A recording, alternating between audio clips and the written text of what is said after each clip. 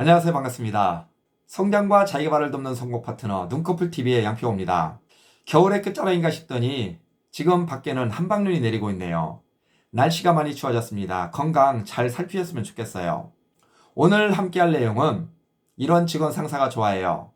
상사가 좋아하는 직원의 5가지 유형에 대해 이야기할까 합니다. 상사들은 직원을 바라보는 시각이 다 다르죠. 그렇기에 좋아하는 직원, 싫어하는 직원이 다 다를 수 있습니다. 그렇다면 상사들은 어떤 직원을 좋아할까? 지금부터 그 궁금증을 하나하나 풀어갈까 합니다. 상사는 조직에서 어떤 역할을 수행할까요? 어떤 방향으로 움직일 것인지 방향을 결정합니다. 직원들에게 업무 지시를 하죠. 업무 실행을 통해서 성과를 만들고 그 성과에 대해 책임을 지는 것, 이것이 상사의 역할이에요. 반대로 직원은 상사가 올바르게 결정할 수 있도록 도움을 주는 것, 상사의 부족한 부분을 채워주는 것, 이것이 직원의 역할이죠. 이 직원의 역할을 어떻게 수행하냐에 따라 직원을 바라보는 상사의 시각이 달라진다는 거죠.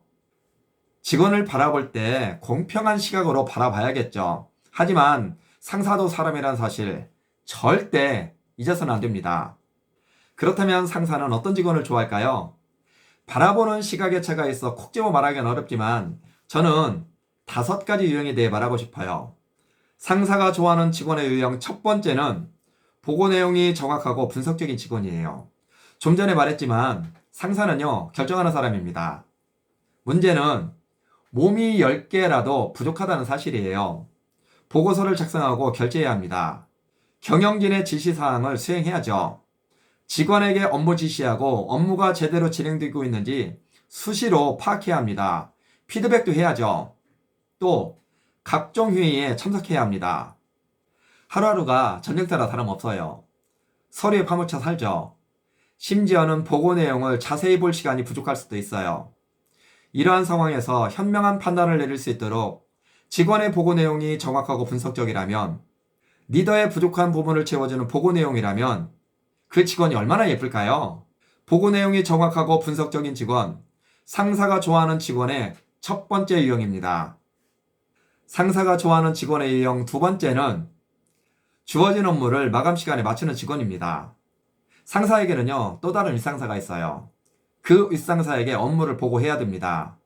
직원에게 업무 지시를 내렸지만 업무 진행 상황에 대해 내심 불안할 수밖에 없어요. 업무가 제대로 진행되고 있는지, 보고하라는 날짜에 맞출 수는 있는지, 내용이 정확하고 분석적인지, 만약 이러한 상황에서 그 직원이 마감 시간을 어긴다면 윗상사에게 보고도 해야 하는데 말이죠.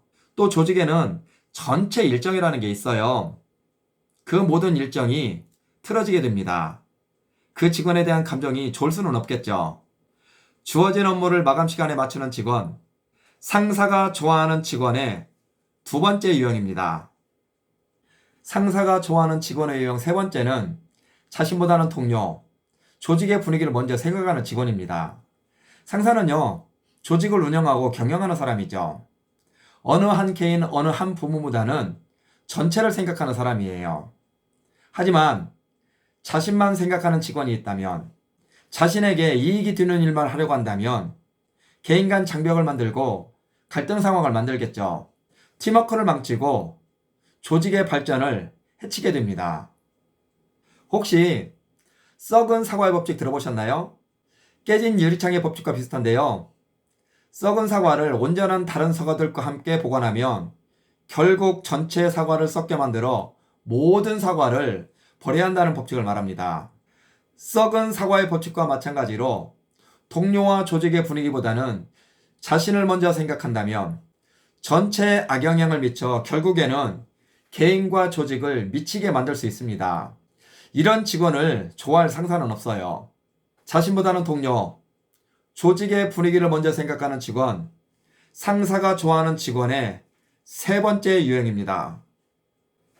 상사가 좋아하는 직원의 유형 네 번째는 자기 발전을 위해 지속적인 노력을 하는 직원입니다. 조직에서 원하는 직원은요, 단 하나, 높은 성과를 만들어내는 직원입니다. 높은 성과를 창출하기 위해서는 어떻게 할까요? 자기 업무에 대한 전문 역량을 키우는 것, 이것밖에는 달리 방법이 없어요. 정확하고 분석적이며 체계적인 업무 성과는 자기 발전에서 나오기 때문이죠. 하지만 자기 발전을 위해 노력하는 직원이 그리 많지 않다는 사실, 안타까운 현실입니다. 혼다 나오유키는 그에 져서 레버리지 싱킹에서 자기 개발의 중요성에 대해 다음과 같이 말하고 있어요. 프로 운동선수들은 자기 시간 중 20%를 시합에, 80%를 훈련에 투자한다. 한 조사에 의하면 대부분의 직장인들은 자기 시간 중 99%를 일해 1%를 자기 개발에 투자한다.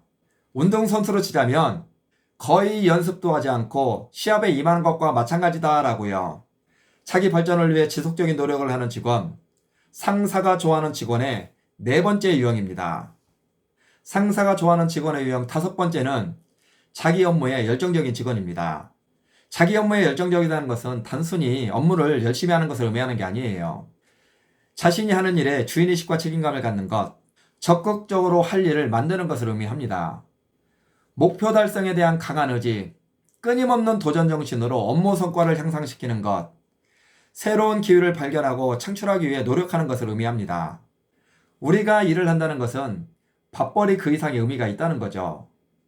단순히 밥벌이라고 생각한다면 얼마나 슬플까요? 하루 시간 중 60%, 70%를 회사에서 보내는데 말이죠. 일을 한다는 것은 자기 자신에게 부끄럽지 않을 만큼의 자부심을 갖는 것입니다. 부족함을 채우며 앞으로 나아가는 것, 안주하고 싶은 나태함과 싸우며 열정을 불사르는 것이죠. 그래서 사람들은 자신의 일에 열정적인 사람에게 끌리나 봅니다. 이것이 상사가 좋아하는 직원의 다섯 번째 유형입니다. 지금까지 이런 직원 상사가 좋아해요. 상사가 좋아하는 직원의 다섯 가지 유형에 대해 이야기했습니다. 이외에도 긍정적인 직원, 자발적인 직원, 상사와 조화를 이루는 직원, 예절 바른 직원, 근무 태도가 좋은 직원 등 많이 있을 겁니다. 시청해주셔서 고맙습니다. 도움이 되셨다면 구독, 좋아요 부탁드립니다.